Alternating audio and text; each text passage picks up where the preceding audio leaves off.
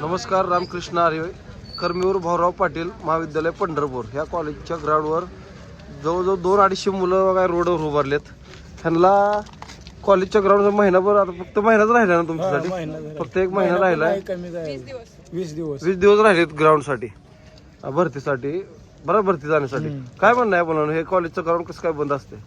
काय ते अचानकच असं हे करते, ते त्यांच्या मनानंच करते, त्यांच्या ह्याच्यानुसार. म्हणजे भरतीसाठी जर टाइम झाला, पण दर किती वाजता उघडतील गेट? दररोज 5-5:30ला उघडते, पण आता ते 2-4 दिवस झाले 8 वाजता उघडायला लागली.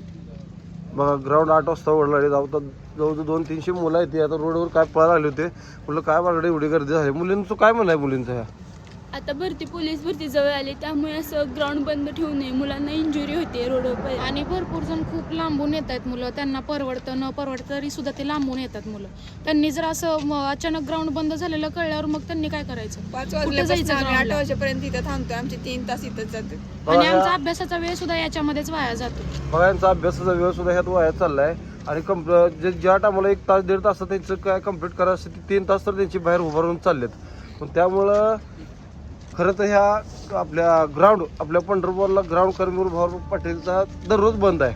4-5 दिवस झाले. बरोबर, असा त्रास झाला नाही पहिल्या मुलींसाठी. कमीत कमी मुलं काय रोडवर पळतील, पण मुलींनी कुठे पळायचं? बरोबर आहे का? बघा, 200-250 मुलं बाहेर रस्त्यावर उभे आहेत. काय जण रस्त्यावर पळतात. खरं तर ही चालू झालं पाहिजे गेट मित्रांनो. आणि सरकारला कोण आहे अध्यक्ष, कोण आहे? शरद पवार अध्यक्ष आहेत काय? रयत शिक्षण संस्थेचे अध्यक्ष आहेत शरद पवार.